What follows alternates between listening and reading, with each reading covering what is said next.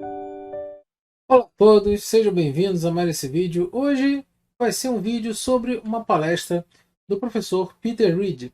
Sim, o professor Reed, ele trabalhou na universidade lá James Cook, na Austrália, onde foi chefe do Laboratório de Geofísica Marinha. Simplesmente ele trabalhou com várias questões dos corais, da Grande Barreira de Corais. Ele trabalhou, fez vários artigos relacionados a esse tema. E ele vai explicar para a gente aqui com dados, mostrar com dados, que os corais não estão diminuindo, como se é falado. Então, se você gosta desse tipo de vídeo, vem comigo, que eu vou lhe contar. Na verdade, né, quem vai contar é o professor Peter Riggs. E sim que acontece que esse vídeo ele foi lá do Fórum Climático Irlandês. Eu já participei 3 vezes, só que as participações que infelizmente eu tive, né, não foram filmadas junto com outros professores, né? Infelizmente, só alguns vídeos desses acabaram sendo disponibilizados. E eu vou começar a disponibilizar aqui para vocês já com tradução, tá? Então, esse vídeo terá legendas e espero que gostem. No final, eu volto aí. Tá? Então, fique aí com o professor Peter e depois a gente volta. Até daqui a pouco.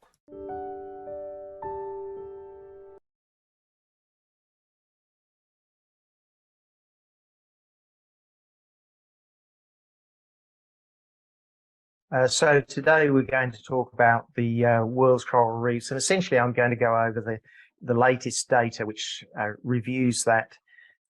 It's very interesting. But to start off with, we've all heard the normal headlines about basically all the reefs are on their way out. 93% of the Great Barrier Reef is bleached and supposedly dead. 1.5 degrees will remove 99% of the world's corals, even those living in relatively cold climates, by 2025. We've already had 1.2 degrees warming, supposedly. So that extra 0.3 degrees is going to kill basically 98% or 99% of the coral. Great Barrier Reef, 2% has escaped bleaching, implying that it's almost all dead. So what I'm going to do is go over the most important bits of the data from this report, which we published last month with the Global Warming Policy Foundation. You can go to that report if you like. But I'm going to start at more or less at the end and show you the data for the world's coral reef. So this is a date 1980 up to 2020, and this is the amount of coral essentially on the vertical axis, and you can see the line. By the way, the data before about the year 2000 has got a lot of error in it, or uncertainty in it, which is that blue bar. But you can see it goes up and down a little bit, but there's essentially no statistically different difference between the coral cover now to when records began. So, this is not showing that there's a huge disaster happening. That's an average for the whole world. That just shows that data in the early area has a lot of uncertainty. If we go to the Great Barrier Reef, the situation is even better. We can show that we've actually got record high coral cover on the Great Barrier Reef. This is the area where we've got by far the best data, in fact. This despite bleaching events. These are these red bars. We had 4 massive bleaching events, supposedly, that devastated a whole heap of coral. And despite that, we've now got twice as much coral as we did just a decade ago. It's hardly a disaster. So the data sources that I'll be looking at are mostly from this organization here, the Global Coral Reef Monitoring Network, which essentially writes reports for all the different regions, and they combine data from dozens of different countries and lots of different surveys, plus the stuff that comes out of the Australian government for the Great Barrier Reef and other parts of Australia. That's the main data source. So the Australian Institute of Marine Science does the long-term monitoring and has the longest record of coral reef monitoring in the world, going back to 1985. Still not a huge amount of time, but it's the best we've got. So I'm going to be looking at what's called the coral cover. We need to say what that is. So here's a picture of a coral reef, which has got 100% of the seabed is covered with coral, as you can see there. In fact, it's even more than 100% technically, I guess.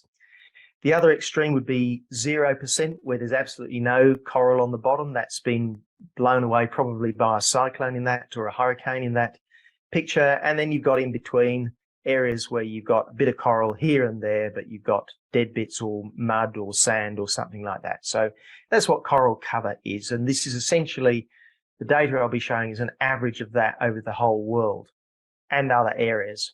Now, you shouldn't expect coral cover to be 100% of a coral reef. So this is a picture of a lodestone reef on the Great Barrier Reef. And you can see out what we call the front of the reef, there is almost 100% coral cover there. But at the back of the reef, there's a whole lot of sand. So the coral cover there was probably down at about maybe 10%, maybe 15%. I should also add that we've got this area on the front of the reef, which is completely dead, 0% coral cover. And that's actually died from sea level fall, because on the Great Barrier Reef over the last 3,000 to 5,000 years, the sea level has fallen by about 1 metre. That's exposed the coral and killed it. So if we actually do get a bit more sea level rise than the pathetic amount we've had over the last 100 years, which is only sort of like about this much, then that area will explode with coral because it will once again be covered by seawater. But that's a little bit of a digression. We're going to look at the Coral Reef Monitoring Network, which as you can see here, plots graphs for lots of regions around the world. I'm essentially just going to use their data. I do almost nothing with it. Here and there I have to add up a few numbers, but that's really the sum total of the analysis that I have to do. So we had before the world average, and we found that that is basically not changing a great deal. We need to actually discuss this data because there are huge problems with the data. The main problem being that it's actually really hard to monitor anything that's underwater. So we're trying to monitor the amount of coral on the seabed. You're inevitably going to be on scuba. The data I'll be looking at, because it's from lots of different countries over a different time and hasn't been a rigid way of measuring it over that time, we have changing methods throughout. So the way they've actually done that has changed. I won't go into a lot of the details unless people want to later. They're not sampling the same places each year. So if you go to, say, the Philippines or Indonesia, they're not looking at the same reefs one year after another. They do for the Great Barrier Reef, but not for most other areas. There's different methods for different regions. I give the floor to you, Peter, the virtual floor, and we're all eyes and ears to hear your lecture. Thank you very much. Thanks very much, Jim, and thanks for inviting us. So today we're going to talk about the world's coral reefs, and essentially I'm going to go over the latest data which reviews that. It's very interesting. But to start off with, we've all heard the normal headlines about basically all the reefs are on their way out. 93% of the Great Barrier Reef is bleached and supposedly dead. 1.5 degrees will remove 99% of the world's corals, even those living in relatively cold climates, by 2025. We've already had 1.2 degrees warming supposedly, so that extra 0.3 degrees is going to kill basically 98% or 99% of the coral. And, you know, Great Barrier Reef, 2% has escaped bleaching, implying that it's almost all dead. So what I'm going to do is go over the most important bits of the data from this report, which we published last month with the Global Warming Policy Foundation. You can go to that report if you like. But I'm going to start at more or less at the end and show you the data for the world's coral reef. So this is a date 1980 up to 2020, and this is the amount of coral essentially on the vertical axis, and you can see the line.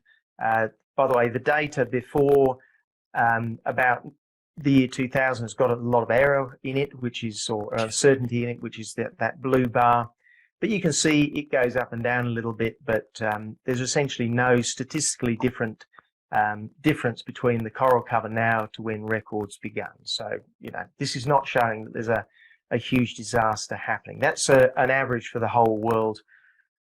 That just shows that data in the early area has a lot of uncertainty. If we go to the Great Barrier Reef, the situation is even better. We can show that we've actually got record high coral cover on the Great Barrier Reef. This is the area where we've got by far the best data, in fact. This despite bleaching events. These are these red bars. We had 4 massive bleaching events, supposedly, that devastated a whole heap of coral. And despite that, we've now got twice as much coral as we did just a decade ago. It's hardly a disaster. So the data sources that I'll be looking at are mostly from this organisation here, the Global Coral Reef Monitoring Network, which essentially writes reports for all the different regions, and they combine data from dozens of different countries and lots of different surveys, plus the stuff that comes out of the Australian government for the Great Barrier Reef and other parts of Australia. That's the main data source. So the Australian Institute of Marine Science does the long-term monitoring and has the longest record of coral reef monitoring in the world, going back to 1985. Still not a huge amount of time, but it's the best we've got. So I'm going to be looking at what's called the coral cover. We need to say what that is. So here's a picture of a coral reef which has got 100% of the seabed is covered with coral, as you can see there. In fact, it's even more than 100% technically, I guess. The other extreme would be 0%, where there's absolutely no coral on the bottom. That's been blown away probably by a cyclone in that, or a hurricane in that picture. And then you've got in between areas where you've got a bit of coral here and there, but you've got dead bits or mud or sand or something like that. So that's what coral cover is. And this is essentially the data I'll be showing is an average of that over the whole world and other areas. Now, you shouldn't expect coral cover to be 100% of a coral reef. So this is a picture of Lodestone Reef on the Great Barrier Reef. And you can see out what we call the front of the reef, there is almost 100% coral cover there. But at the back of the reef, there's a whole lot of sand. So the coral cover there was probably down at about maybe 10%, maybe 15%. I should also add that we've got this area on the front of the reef, which is completely dead, 0% coral cover. And that's actually died from sea level fall, because on the Great Barrier Reef over the last 3,000 to 5,000 years, the sea level has fallen by about 1 metre. That's exposed the coral and killed it. So if we actually do get a bit more sea level rise than the pathetic amount we've had over the last 100 years, which is only sort of like about this much, then that area will explode with coral because it will once again be covered by seawater.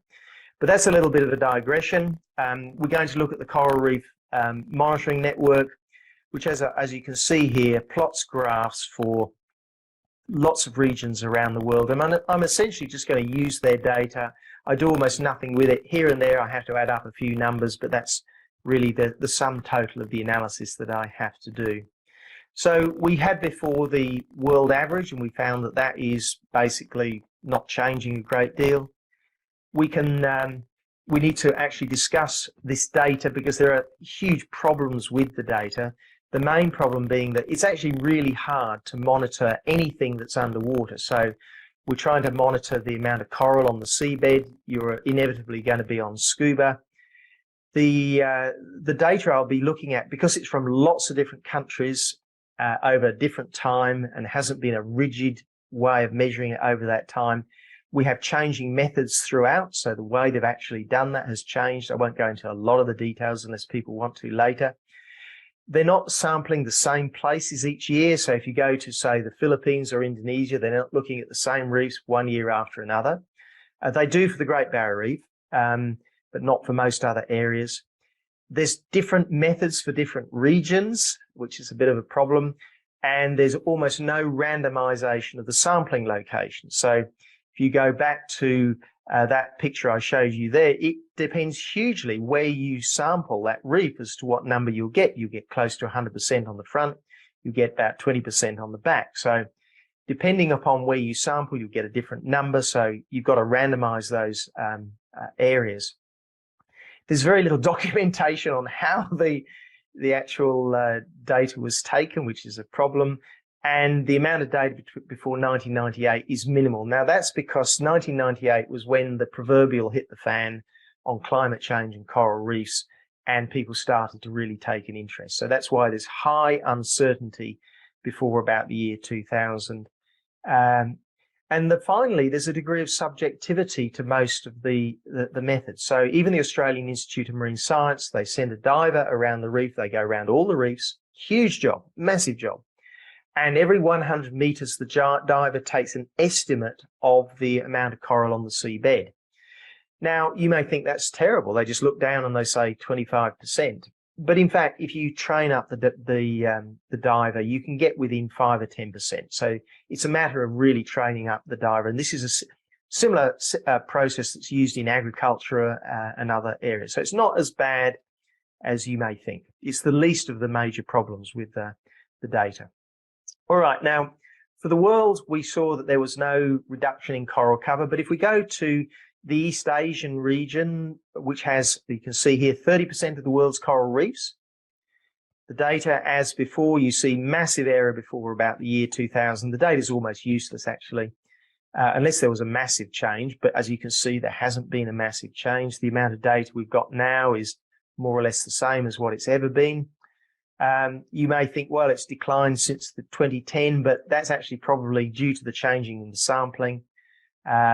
And there's no statistical difference right across that period. So you're not seeing any dramatic decline in coral in the major region of the world in the last 20 years when all the drama has come about climate change.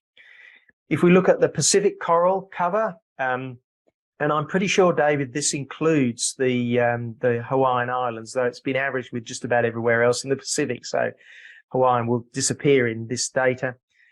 Even here, you may think there's a decline there, but if you look at the uncertainty bars and draw a line from the top of the 80% percentile, you can see there's no change there, either no statistical change in the amount of coral. If you go to the Caribbean, which has about 10% of the world's coral cover, I should say that the Pacific is about 25% of the world's coral, so a lot. The Caribbean, about 10%. Interestingly, the Caribbean has naturally got much lower coral cover on average, but no statistical difference in the amount of coral on the Caribbean either. So, you know, again, we're not looking at any major disaster here, certainly not over the last decades. Right, so we now look at the Great Barrier Reef in a little bit more detail. As I said before, it really is where we've got by far the best data. It's been using the same methodology. You can criticize the methodology, but it's the same methodology over the whole period. 15% of the world reefs just off here. So it's a lot. And you can see, as I said before, well, we're at record high coral cover. Now, we had bleaching events in, right around the world. You would have heard them. 2016, 17, 2020, 2022. And in that time, despite all that bleaching, the coral cover went from about 10% in 2012 up to 35% roughly today. So that's a bit embarrassing for the other side, you'd have to say.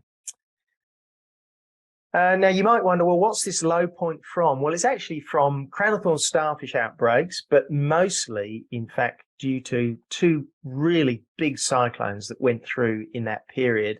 And what we're seeing is the bounce back from those major events. One of those cyclones just went straight down the Great Barrier Reef, wiped out wiped out more than half the coral in the southern area of the reef. And we've recovered from that really well. If we look at some of the detailed areas, so these are little segments of the Great Barrier Reef. This is about 10% of the Great Barrier Reef.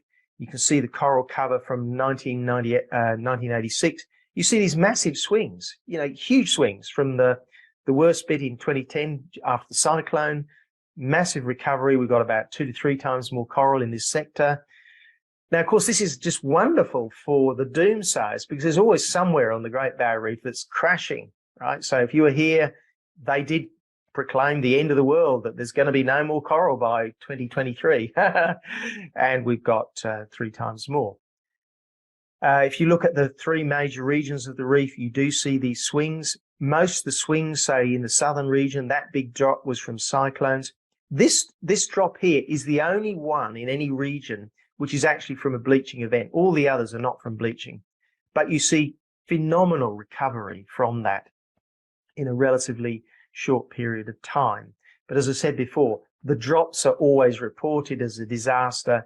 Nobody ever mentions the beautiful recoveries. So it's a gift for the doomsayers. Now, you might think that record high coral cover on the Great Barrier Reef is a good thing. right? You might think that, but it's not, okay? It's a bad thing. Now, in 2012, as I said, they were proclaiming the end of the world because we had a very little amount of coral. But sorry, guys, it's no better now. So if we actually look at, the BBC, we've got this type of coral here, which is called a cropera, by the way. It's the branching coral, the plate coral. It's the most delicate. It's the one that gets hit by bleaching the most. It gets eaten by starfish, and it gets completely obliterated by cyclones. So you can imagine that in 2010, we had very little acropora, almost no acropora in huge areas of the reef because it had been wiped out by cyclones, right? And they were saying the acropora loss was a disaster there. Well, what are they saying now? Well, the Great Barrier Reef sees record high coral, but it's still highly vulnerable. In fact, what they say is the rapid growth of coral cover appears to come at the expense of the diversity of coral on the reef, with most of the increase accounted for by the fast-growing branched-in coral called a cropera. These corals grow quickly after disturbances, but are very easily destroyed by storms, heat waves, and crown of thorn starfish. By increasing the dominance of those corals, a cropera, the reef has become more vulnerable. So it's worse because we've got all this incredibly vulnerable acropora. Now, the thing is that we should have no acropora, because we had 4 massive bleaching events. The bleaching events supposedly kill acropora, and yet we've got record high coral cover. So you can see when we had almost no acropora back in 2012, that was a disaster. And now we've got too much acropora, and that's a disaster. So you can never win with these guys, and it'll always be doomed. So I should add, by the way, that the opposite of acropora, these big massive ones, they don't get worried by anything, more or less. They just go through everything. So the acropora, which is the beautiful stuff, actually in many ways is what they're all worried about. Now, in my view, they're a bit like dementors in Harry Potter. I don't know whether you follow the Harry Potter, but these are seriously nasty creatures that just suck the joy out of life. And this is what the coral reef and the climate dementors are like. They glory in decay and despair. They drain the peace, hope, and happiness out of the air around them, and they want to make children commit suicide, basically. Go too near a dementor, and every good feeling, every happy memory is sucked out of you. This is what they're like. It doesn't matter how good the news is, they're not going to allow people to rejoice that the Great Barrier Reef is bloody beautiful. It's actually never been better since records began, and people should be very, very happy about that. All right, so that's the data. The data shows that the reef is in really quite wonderful condition, and we shouldn't be too concerned about it. So just checking the time. But we do need to look at the situation of mass bleaching. What is mass bleaching? Because most people around the world have no idea. I said before, it's a story made in heaven, because it's true that sometimes when the water gets really hot, a lot of coral dies. It's a bit like the trees out west here. If you get a really bad hot year, you're going to lose a lot of trees. So it's sort of plausible in the sense that coral does die from hot water occasionally, and it's very spectacular. The coral goes white, it bleaches. But let's have a look at some facts. Well, the first thing is that corals grow much faster in warmer climates, right? So the corals on the Great Barrier Reef here grow considerably slower than in Indonesia and Papua New Guinea north of here, where it's 1 to 2 degrees hotter. Bleaching actually kills very little coral, especially compared with cyclones on the Great Barrier Reef. As I said before, we've had 4 supposedly devastating bleaching events, and we've got record high coral cover. So that just shows you how bad bleaching is. And it turns out that, in fact, corals are better able to cope with rising temperatures than virtually any other organism on Earth, and we'll explain why. It's called shuffling the zooxanthellae, and it's incredible what these guys do. Now, bleaching is a little bit like in Australia, we have extreme events every year, all the time, and it looks bad, but we get recovery. Same as the case underwater, we have a bleaching event, looks bad, we get recovery. It's Australia, and it's the same for many parts of the world. Firstly, let's look at some data for the coral growth rate relative to temperature. So we have 23 degrees here, really cold, too cold for coral really, and you get relatively slow growth rates. Really hot water around Thailand, very fast growth rates. Torres Strait, Northern Australia, a bit slower. Northern Great Barrier Reef, a bit slower. Southern Great Barrier Reef, you're getting colder because you're in the Southern Hemisphere, remember. You're getting colder. Down here, this is for David, you're talking about the Hawaiian Islands. You're getting pretty, well, certainly the Northern Hawaiian Islands, you're getting pretty cold, really too cold. If we get 1.5 degrees increase in temperature, you can see that we're going to get a considerable increase in growth rate. It's probably already a measurable effect even now. In fact, it's a different data set to look at that.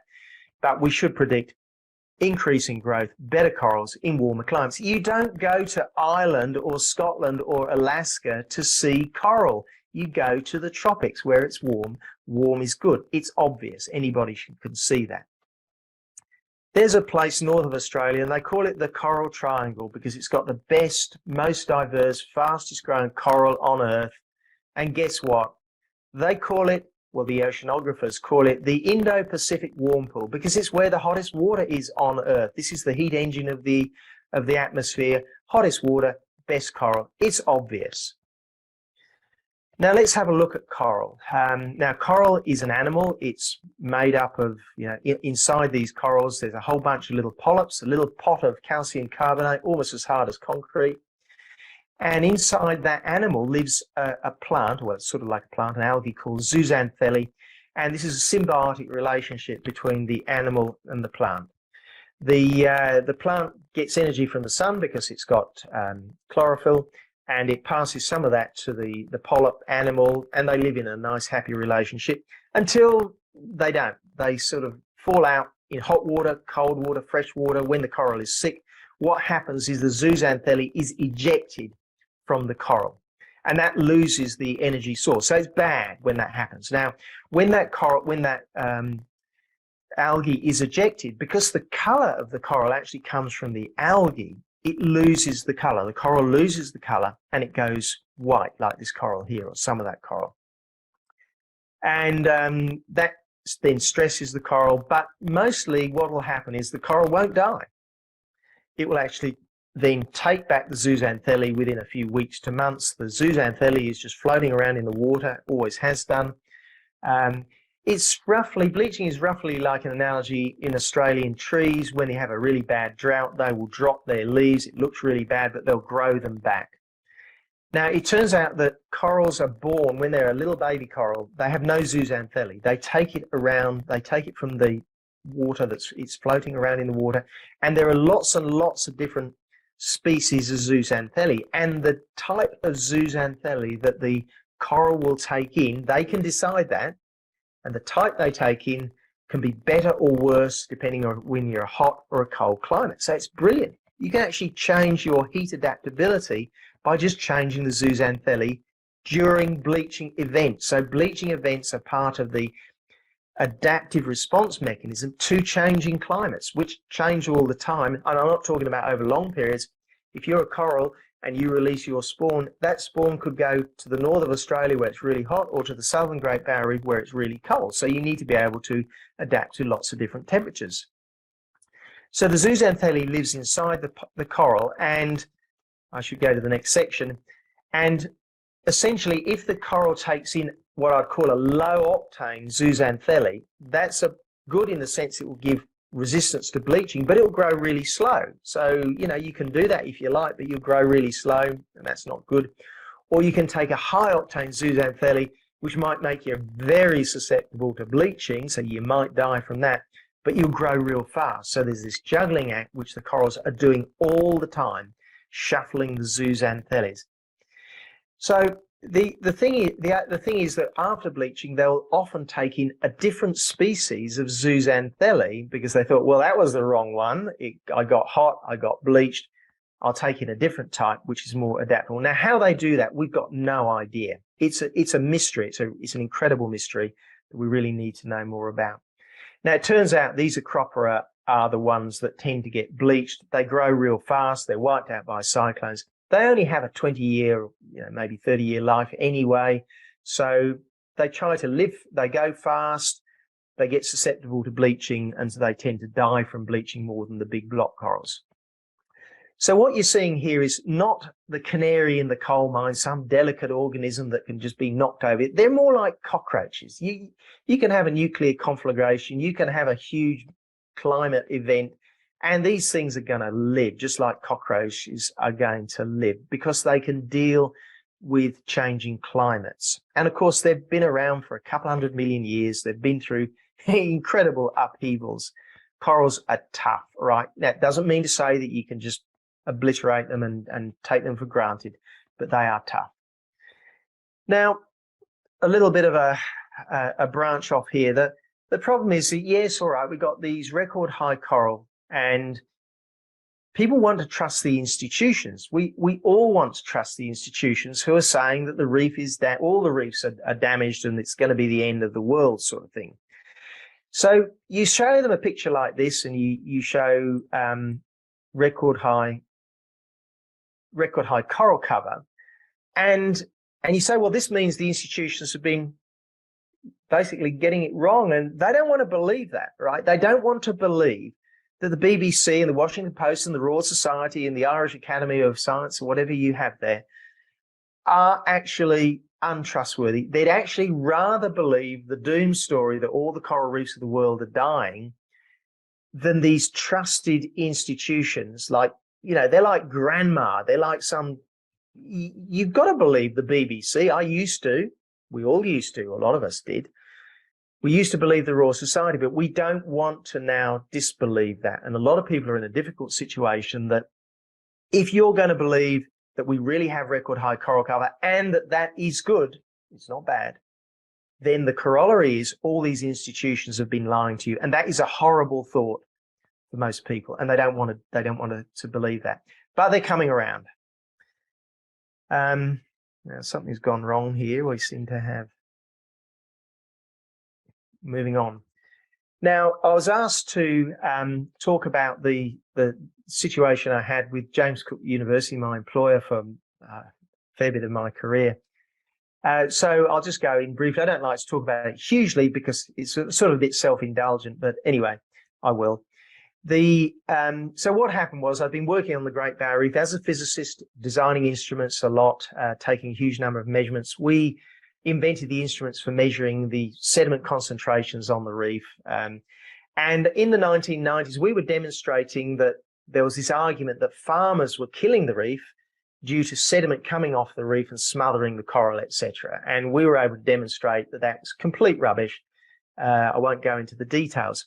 But none of this was being believed, that the biologists were saying, no, the farmers are still killing the reef. They still do. Right? And I couldn't understand, well, why aren't they believing the data? We had all the data. We were the guys who were actually measuring this stuff. Even to this day, my group at JCU has taken more measurements of sediment on the Great Barrier Reef than all the other groups put together. But we were not believed. And I thought, well, okay, they're not believing me on my work. This is very annoying, but presumably all the other work on the Great Barrier Reef is rock solid. So I then started to look into a lot of that, and you could see quite clearly that it wasn't rock solid. They were making things up, and I started to try to publish papers refuting this stuff. So in about 2004 or 5, there was just a crazy paper claiming that the reefs were, 50% of the way to extinction. I demonstrated this was complete rubbish. And up to that point, I'd never had a paper not accepted by a journal. I've never been refused. And they wouldn't even take this paper into review. I just couldn't believe what had happened. And then this happened again and again and again. Sometimes I'd be able to publish in the Indian Journal of Marine Science, which actually is a good journal, but it wasn't my journal of choice. And it was becoming more and more difficult. I started to lose funding. I was a big hitter in the funding for the Australian Research Council. I couldn't get funding. It didn't affect me too much because we were doing a lot of commercial work for the university, and I was able to divert a lot of that, the profits of that, into my research. So it didn't matter too much, but I lost funding. And then I started to read up about the replication crisis in science, where right across science, about 50% of the peer-reviewed literature is wrong. And I started to realize we have this massive quality assurance problem right across science, but definitely I could demonstrate it in the Great Barrier Reef. So things got really bad. in 2016 when I pointed out that this island, supposedly surrounded by a coral reef, big island, they were saying all the coral had gone, right? There was no coral on this. It had all been killed by, mostly by farmers, actually. And we said, well, we put some divers down there and said, well, there's lots of coral here. So where's the quality assurance? And I got into a lot of trouble. I was censured for that by the university. I was told to shut up about it. And then a year and a half later, I published a chapter in the Institute of Public Affairs book, Climate Change, the Facts, on essentially some of this information you've seen here. And I said there's a huge quality assurance problem in Great Barrier Reef science, and a lot of the institutions are not trustworthy because they're not doing proper quality assurance. And that was really bad. I was again told to shut up, and they started procedures to fire me. We ended up taking it through the courts. We won in the first round. We weren't, unfortunately, arguing on the science. We were arguing on the principle of free speech, that I had academic freedom of speech. The university disagreed. It ended up going to the High Court, and we ended up winning on the main principle, but we lost on this slightly crazy technicality. I guess it's the law, and I don't want to appear like I'm too bitter, because I'm actually not bitter about this. In terms of all the bad things that happen in the world, like children dying of cancer and all this type of stuff, losing in the High Court is just a teeny weeny injustice. But anyway, the High Court ruled, this is the highest court in Australia. It's like the American Supreme Court.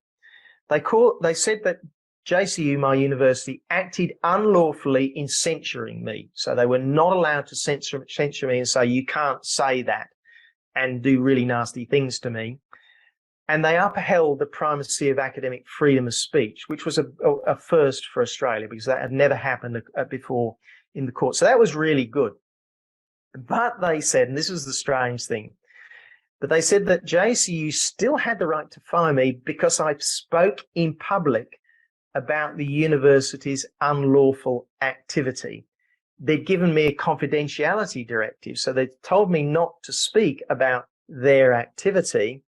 So despite me having academic freedom of speech, I wasn't allowed to talk about their unlawful activity.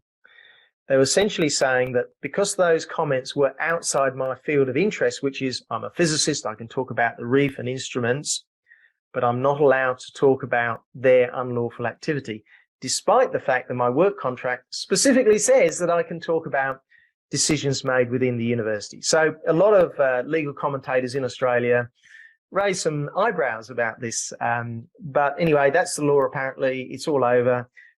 We did win on the principle, and there are some other cases in Australia where academics seem to be using this new right of academic freedom of speech. So not all bad news at all. So that brings me to the universities. And of course, you can have all the rights of freedom of speech you like, but for the average scientist, the reality is that the peer review system means that you cannot go outside the prevailing wisdom, because you cannot get your papers published, and you can't get funding. So the system of peer review is a rigid enforcer of the conventional wisdom. It's the best recipe that you could possibly think of for making groupthink, and groupthink has spread right across the scientific system.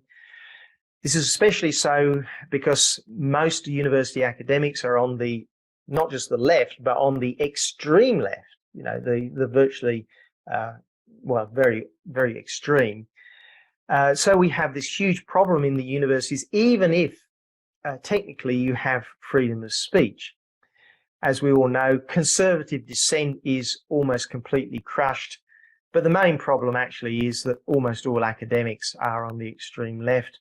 So you don't have universities, you have monoversities, no diversity of thought, though there's diversity of just about everything else in terms of your DNA, but not in terms of thought, which is the most important thing. So you've got to ask the question, are any of these salvageable? Are the universities salvageable? I think some are.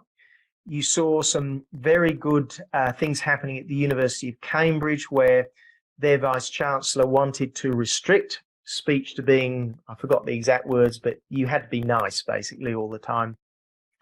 And the Cambridge academics rebelled against that. A couple of very brave ones started, but once they got to a secret vote, 80%, I think, of Cambridge University academics wanted to be able to have genuine free speech within the university. So that's a really good thing. We've got a university in Australia, which is a semi-private one called Bond, which seems to be a little bit more liberal in terms of what people are allowed to say. So there's an academic there who's saying things about another very controversial issue. You can probably guess what it is, around the world. And he seems to be able to get away with it. Whereas my university is more like probably 95%. So I think some are salvageable, but mostly you're going to have to write off these universities. They're so infiltrated by the extreme left that you can't do much about it. So I think we need to start new universities. It's the only way. A conservative governments have got, not that you've got a conservative government in the UK or our neo-conservative government in Australia last time wasn't. It was actually a left-wing government, effectively.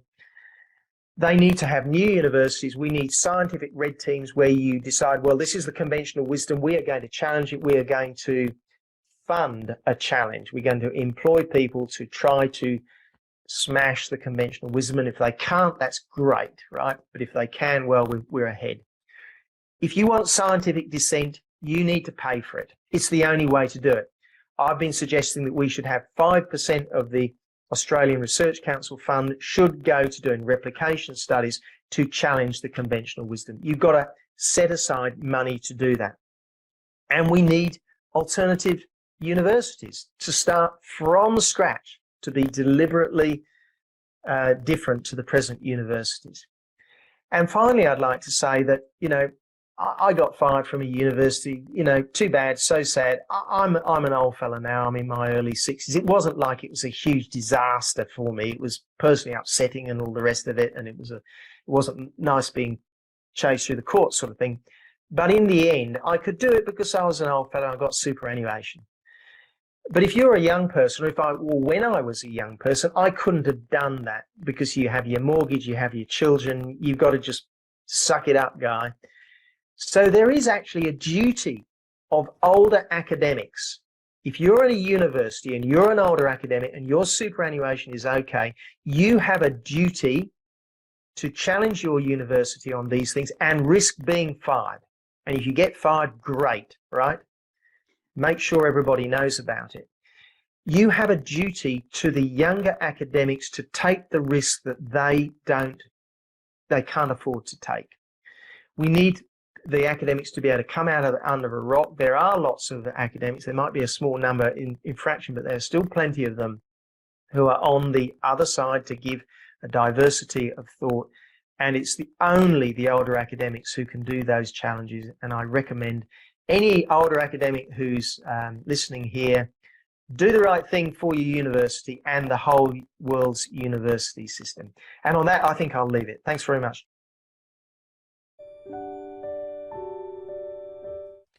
E aí, meus amigos, o que acharam da explanação do professor Peter Reed? Sim, foi um belo trabalho, né? Um belo trabalho mostrando dados, coisas concisas e simplesmente mostrando que os corais realmente não estão à beira de um ataque de nervos, né?